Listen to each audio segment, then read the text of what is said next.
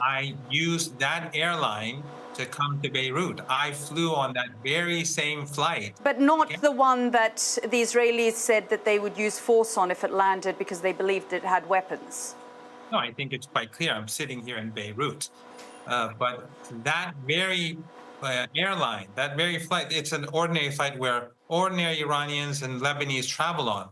But the Israelis said they were going to shoot down these planes if they have weapons, and they would shoot them, they would possibly shoot it down, even though they know they have no weapons. And then the Western media will try to say that, well, probably, possibly there were weapons. Professor Miranda, I mean, let's make it clear. We know Iran's position for 40 years when it comes to Hezbollah. They train them, they supply them with funds and weapons. The Supreme Leader himself in his statement this afternoon said that they would continue their support to Hezbollah. I just want to pick up another point, though. The mood that we've been hearing from Hezbollah supporters of frustration with Iran and Iran's inaction, because Hezbollah is fighting on the front lines. 800 people in southern Beirut, in southern Lebanon were killed. We saw the massive explosion in southern Beirut, and yet Iran seems to be distancing itself from the entire situation, other than saying Hezbollah will continue to lead this fight. Of course not.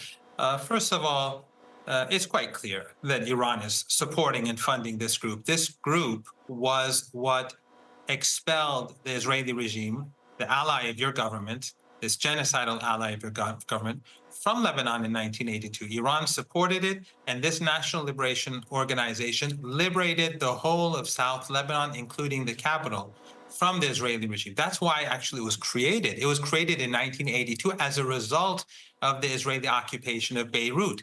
And this shows that Israeli aggression and brutality and genocide has nothing to do with Hezbollah. It goes way before Hezbollah. In fact, in 1982, when they were occupying the city that you and I are both in right now, the Israelis and their local allies murdered up to 4,000 people in the Sabra Shatila camp.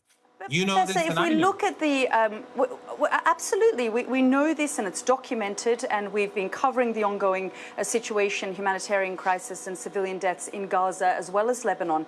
But in terms of Iran's role now, it's crucial because everybody is waiting to see what Iran does next. And so far, Iran seems to be muted, other than pushing its proxies in the region to say, you take up this war. Well, they're not proxies, they're allies. But I was roughly 1,000 meters away from the explosions yesterday evening. That I know that neighborhood because I lived near there during my sabbatical here. Those were apartment towers. Hundreds of people died in the footage that you're now showing. Hundreds of people died. They used bunker busters to slaughter these people. So when your colleague was saying that we have a cultural difference about life and death, no. The cultural difference is that the Israelis consider non-Israelis, Palestinians, Lebanese to be subhuman. And that's why they can kill them. And the Western media, because of their allegiance and their alliance to Israel, they'll try to change the topic. They'll focus on Sayyid Hassan Nasrallah. I mean, Professor Miranda, on the one hand, the Hezbollah leader was revered by his followers in the Arab world, although his views on him became mixed after the war in Syria and his support for Bashar al-Assad. But on the other hand, the people of Lebanon here have been divided because Hezbollah has continued, with the help of Iran, to drag this country into war and bloodshed time and time again. They have launched major terrorist attacks on Israelis, on Europeans, on Americans. So it is not just that Hezbollah and the leadership were innocent bystanders being attacked by Israel. A lot of innocent Lebanese continue to be killed in this country as a result of Iran's actions in the region. I think you are making a very misleading mistake. The Israelis were occupying Lebanon. They occupied one half of the country when Hezbollah was carrying out terrorist attacks, as you call it. And the Americans were occupying Lebanon. And back then, Hezbollah didn't even exist when the Americans were killed. It had nothing to do with Hezbollah, but it was an American occupation. But look, let's be very blunt here.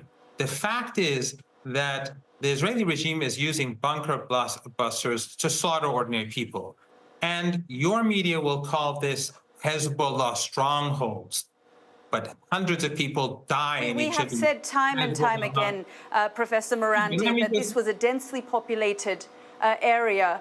Well, I'm asking you about Iran's strategy, and you want to spend the time criticizing the Western media when we have stood here and said time and time again that this was a densely populated area where women, children, the elderly were living. It wasn't just a Hezbollah stronghold. This was a neighborhood, a residential area. So these are terror attacks. You acknowledge that the Israelis are terrorizing ordinary people. They're killing people by the thousands.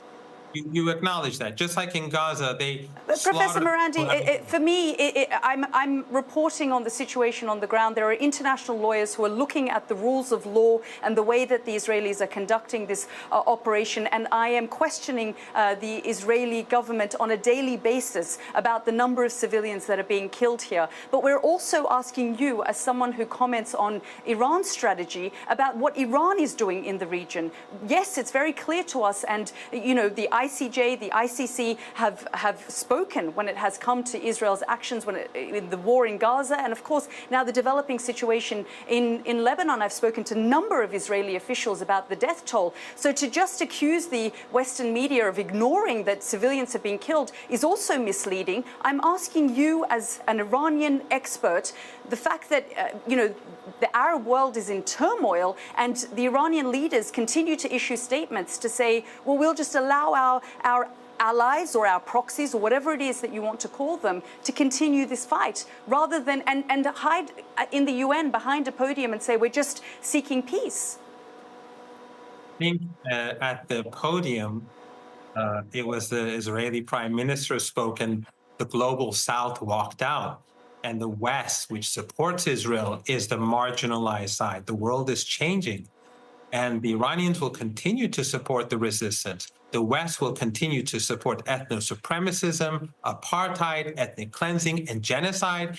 And we will support the victims, just like we did in apartheid South Africa. But this regime is far worse than in South Africa. In fact, most of the Arab world is in turmoil because they support Hezbollah and the resistance. And they know what the Israeli regime is doing. And no amount of playing with words and terminology will change the reality on the ground, that the Israeli regime is slaughtering people. However, Hezbollah is very strong. It has not been infiltrated.